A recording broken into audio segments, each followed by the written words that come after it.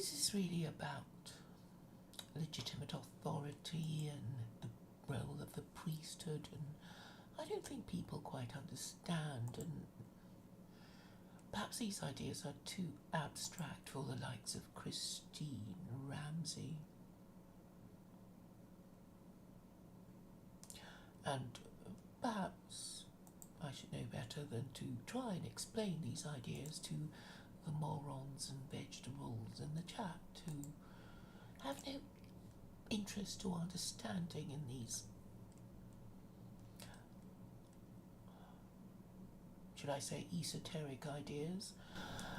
But they're not. They're actually quite important when it pertains to legitimate authority, and in particular the theocracy that I am promoting. So we know that in the Ancien regime there was something called the First Estate, which is above the Second Estate, which is above the Third Estate. And the First Estate is the priesthood. The Second Estate is the nobility, which is also the warrior class. And the Third Estate is the commoners, consisting of the merchants and the peasants. And other forms of ancient societies have this make-up, in that the Hindu caste system has the priesthood, the Brahmins, and followed by the warrior class, followed by the Vaishyas, who are the merchant class, and the Shudras, who are the proletariat, followed by the untouchables. So, what is the purpose of this legitimate authority of which I speak?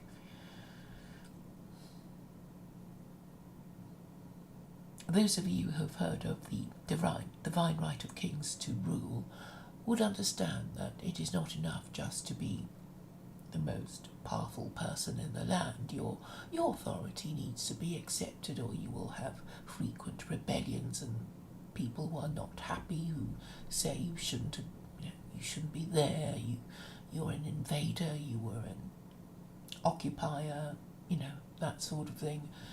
So we know that many countries have had this history that our country, whatever it is, didn't always belong to our people, whoever we are. We were invaded and conquered and adopted foreign ideas and foreign ways. China in particular has not always been run by the Chinese. They were at times governed by, barbarians, Mongolians, people who could behead people while riding a horse at a gallop, people who have formidable military and riding skills. So, in order to have legitimate authority over the country they conquer,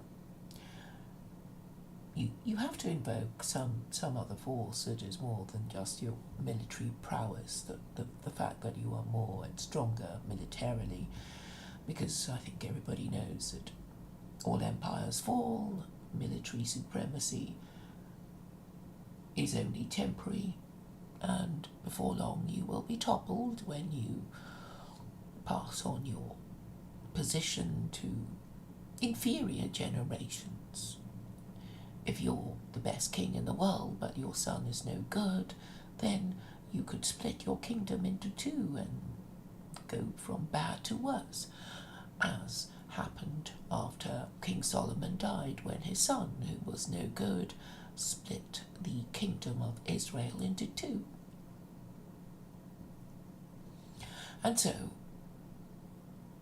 most kings, all kings have to look above them for legitimate authority, and the priesthood would be the one that says the signs are right, the augurs are good for whatever it is that, whatever national undertaking that the king is currently contemplating.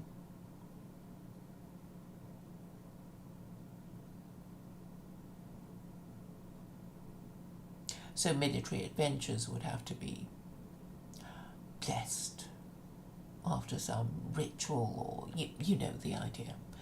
So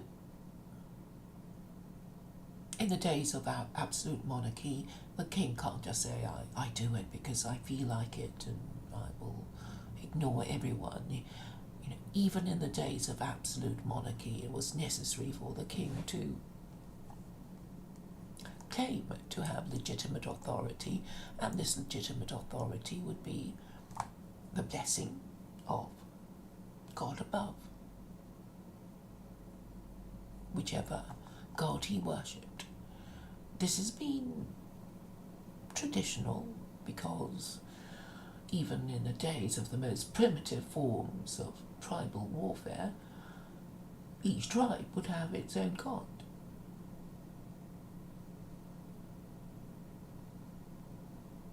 And the presumption would be that gods supported particular tribes, and you know, the triumphant tribe would have the best god, and everybody would worship that particular god. And it's a form of ancient historical materialism. So how it worked would be that whatever undertaking that is being proposed by the king, usually a military adventure, he would have to look to the priest for advice or blessing. And it may not always be the case that the priest agreed, but he knew on which side of the bread that was buttered, and he would frame his predictions and warnings accordingly. And we all know that there have been clashes with the king in previous centuries, and we know a few archbishops of Canterbury who got themselves executed, even though they were high-ranking and powerful, such as Cardinal Wolsey. So the priest plays a very important role in legitimizing the authority of the king, as well as his military adventures and whatever laws he might wish to pass. So I think that's easy to understand, and the reason why the Hasmonean dynasty was said to have gone wrong was because king and priest were merged into one, and there was no separation of powers, and that was what caused things to go from bad to worse. This is because there will always be the presumption that we could be wrong, and if we're going to claim to be right, we have to claim to have the approval of the highest authority in the land, and that, if you are king, would be the priest. That is the whole idea. The situation for European monarchs would be that there would be an archbishop working with him, under him, taking orders from the Pope in Rome. And this was not satisfactory for many reasons. The monarch did not enjoy being told what to do by the Pope and being subject to interdict. And eventually he rebelled and said he would be his own Pope. And I'm saying that this course of action is analogous to what the Hasmonean dynasty did. And this meant that they would basically do their own thing. Although there's technically a priest a high priest, the Archbishop of Canterbury, supposedly telling the king what to do, advising him, warning him, that sort of thing, he wouldn't really be listening, because the priest could be accused of all kinds of things and be burnt at the stake. So he had better watch his P's and Q's.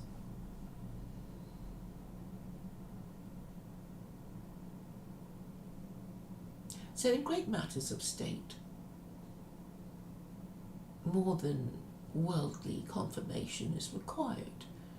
Battles need to be blessed. Probably in the same way as, you open a building and you want some celebrity to come and open it for you to make his celebrity status rub off on your building, or royal status to rub off on your building. So even in this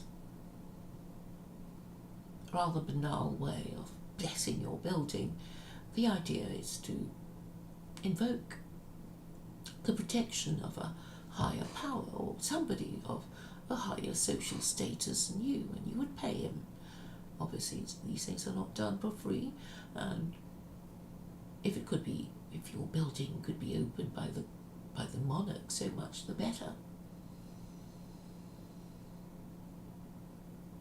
So I hope it's easier to understand. It seems that I wasn't able to make it quite clear in my previous YouTube video, because there were people complaining, people such as Joe, who should understand the concept of the separation of powers. I mean, what is the purpose of separating the powers of the political establishment? It is obviously so that one does not have the powers of absolute monarchy over the citizenry.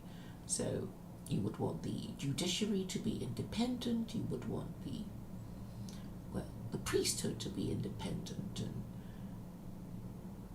of the executive. The executive would be, the army, the police, the force of power, shall we say.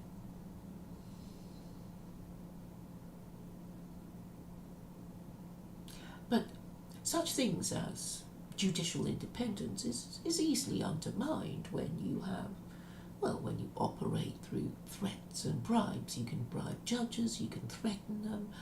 We don't know how much the judges in the Supreme Court are being threatened or bribed for giving the wrong decision about Roe and Wade. If there is no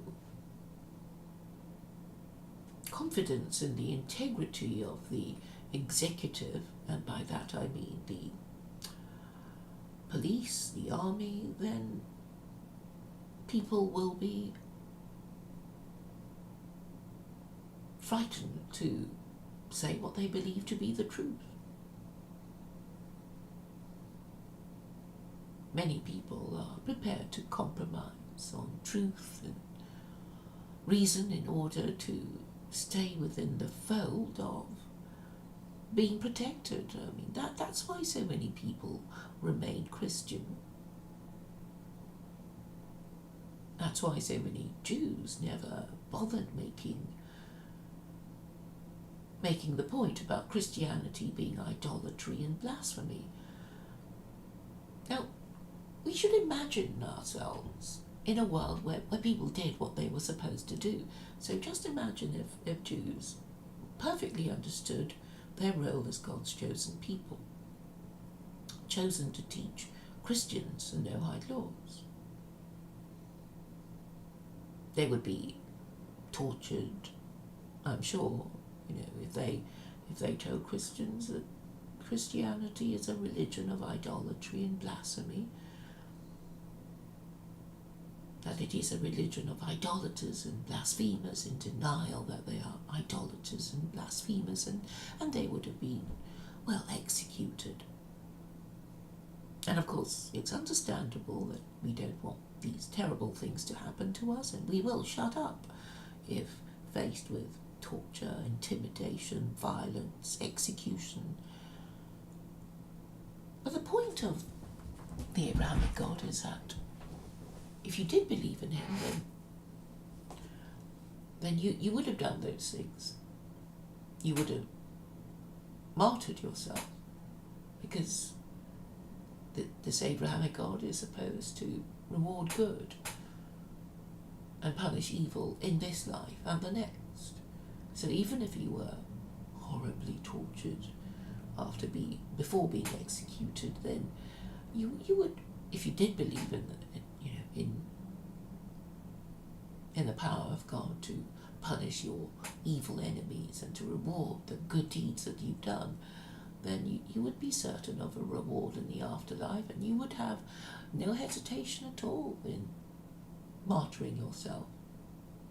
So the problem, it seems to me, is that many people, it's not just Christians who pretend to believe in God, it's Jews. They won't do the right thing because they're afraid of being cancelled, and these Muslims who claim to believe in God,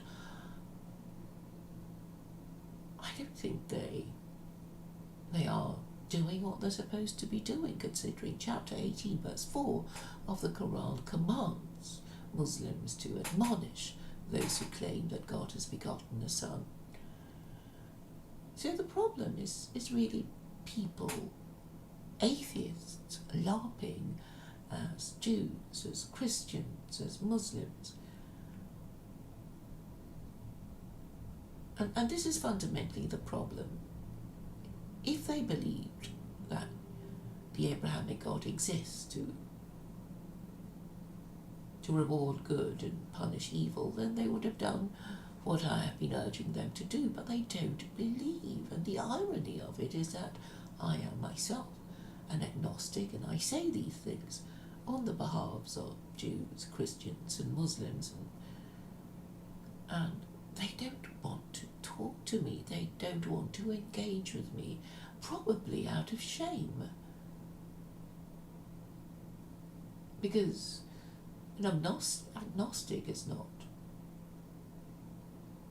well, they would regard an agnostic and an atheist as below them. And look at me, I'm saying and doing the things that they ought to be doing, and they don't want to do it, and they say they're scared. So the only conclusion one can make about this is that none of them believe in God because they're not able to act as if they believed in God. And the crowning irony is that I, who am agnostic, understand their moral system better than they do themselves. So the whole idea is this. You submit to divine authority, and this divine authority is the Abrahamic God, who is omnipotent, omniscient, supreme, eternal, and perfectly moral. You have to accept that he is perfectly moral and that he will reward good and punish evil in this life or the next. This is an actual requirement. You can't say, oh, I believe in God, but my God doesn't do what the Abrahamic God can do. It's a different kind of God. It's a pantheist God, It's indifferent to us. Not allowed. It's thought crime.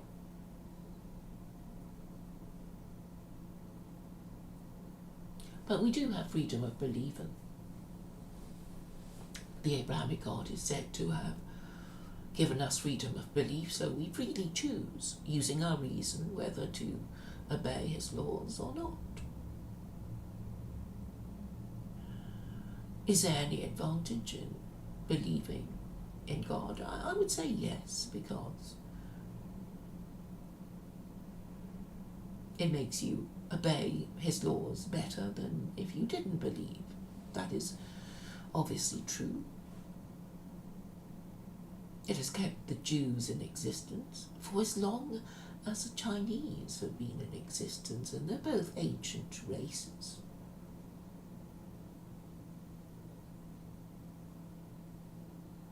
So what is the difference between the Chinese and the Jews? Well, one group eats pork and is omnivorous, and the other group is always fussing over its food. One group is 0.1% of the total global population, and the other has 1.2 billion people, so it's, I think, are they as numerous as the Indians? I'm not sure. Let me check.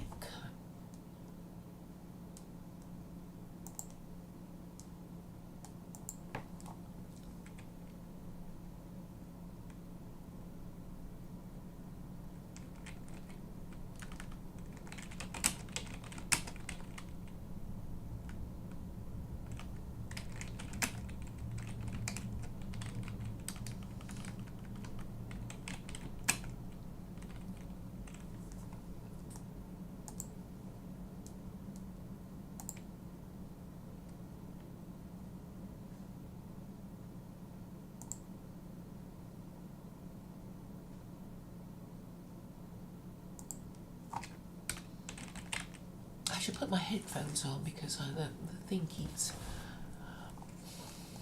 kicking me out of my own stream.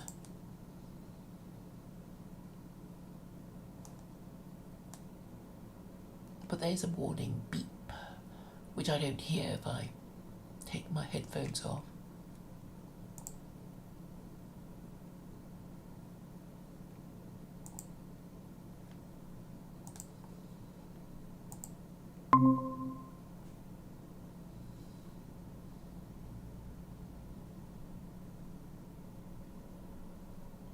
So there've been a few articles about whether India's overtaken China's population, so we're not sure. They're neck and neck, I guess.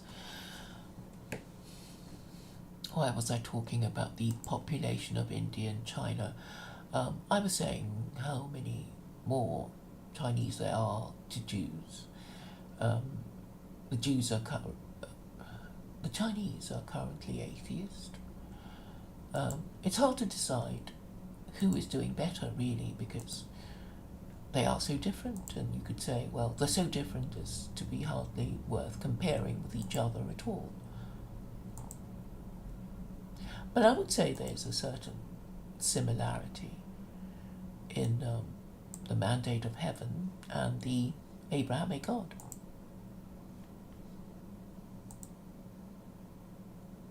As you know, the Abrahamic God gives laws to all humanity, and the mandate of heaven, in a way, resembles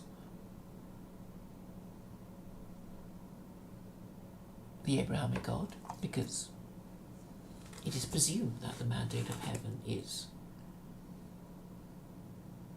given by God, which says that every emperor is presumed to enjoy the mandate of heaven until it is withdrawn. So this simple idea gives the emperors of China the divine right to rule.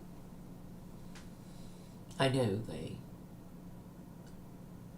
China stopped having imperial dynasties and now has a one-party state, and they wouldn't even say it's a one-party state. They'd say, well, there are lots of different parties and interest groups that are permitted to exist under the umbrella of the Chinese Communist Party. The important thing to note is the idea of authority. So the mandate of heaven represents divine authority over and above the Emperor of China, who is deemed to have legitimate authority over his subjects and in his empire. And it neatly reminds the Emperor of China that he has to exercise his powers wisely and justly to continue enjoying the mandate of heaven. Now, the idea of the divine right of kings is actually quite inefficient, because we know that the European monarchs were very unhappy with the Pope and fought with him for 500 years, more or less. Or perhaps not so much, 300 years? The Glorious Revolution was in 1688, when the Protestant succession was secured and the powers of the English monarch, when it began to be gradually diluted. I think they only cared to be free of Rome.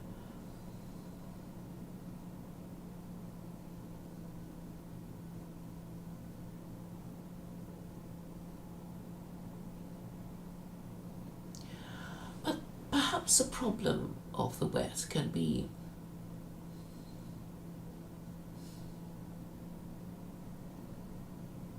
attributed to having an unsuitable system that is no longer fit for the purpose. It's an anachronism. So you don't need the divine right of kings if you're no longer an absolute monarchy. You don't need it to support you. What you need is a system of rules that independent and free citizens are all collectively aware of. They would be literate, they would be educated, they would know their rights and know what is in the rules, what is on the right side of the rules and what is on the wrong side of the rules. And this would be the most efficient way of giving your subjects the moral education that they need. And moral education is basically knowing what the rules are. The presumption would be that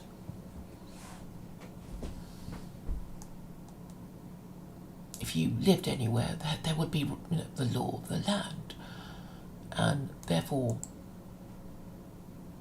you would have to know what they are. You might not agree with it, but that is still what they are. So the whole purpose of authority is that it is above you. It says these things. You may not agree with it, you may not like it, you may not understand its purpose, but there it is, and it has a power to punish you if you break those rules. And that is all that is necessary to be the law. But obviously, to be just law, it has to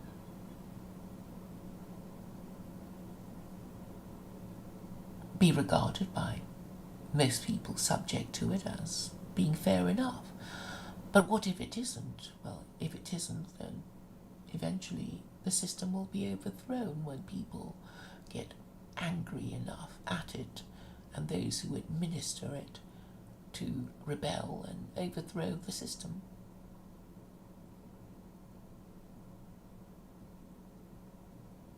So, legitimate authority is important in that it has a calming effect.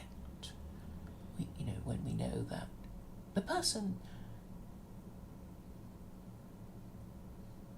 in charge is, at its most basic, it would be, a child knows that mum and dad are above them. They are the figures of authority over them, and they would have to obey mum and dad, who know more and are bigger and stronger. And if they think mum and dad are good enough parents, and that'd be all right. But if the child believes, here's an example. If the child suddenly realises that who he thinks are his parents are not really his parents, but his adopted parents, and he doesn't like them, then there would be a problem, wouldn't there? So the best scenario would be the child knows that his parents are his, he loves his parents are good parents, he trusts and loves them and happily follows their orders. And there you have a harmonious household.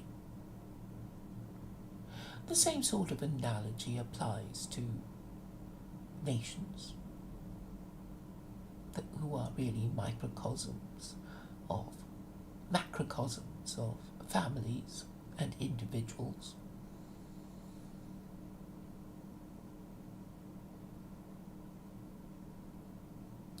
So the problem in the West, as I keep trying to explain to people, is that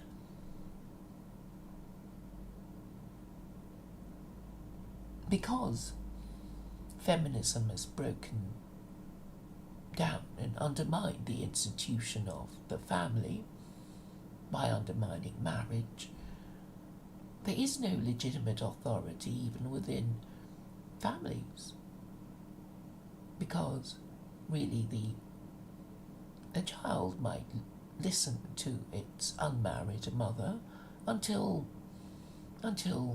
he or she is taller than his or her mother. And it is in particular a problem for adolescent males who grow taller than their mother and then defy her authority and become delinquent and criminal, and then nobody says anything. The mother is without authority, while the police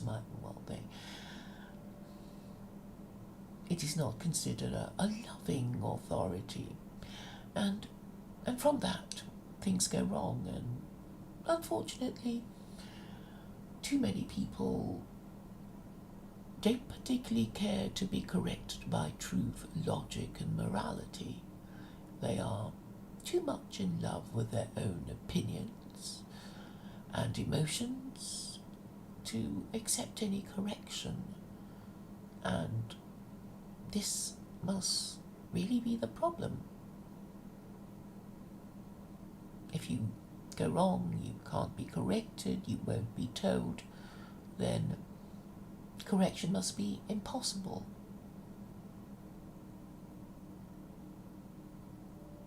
But correction is, in theory, possible if enough people understand the problem.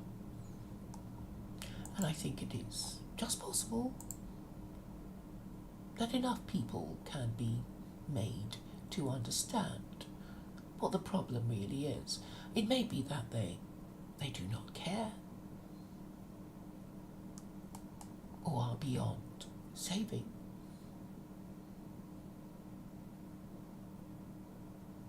But that is only because the crucial ingredient of an operating state is that of legitimate authority. Thank you for listening.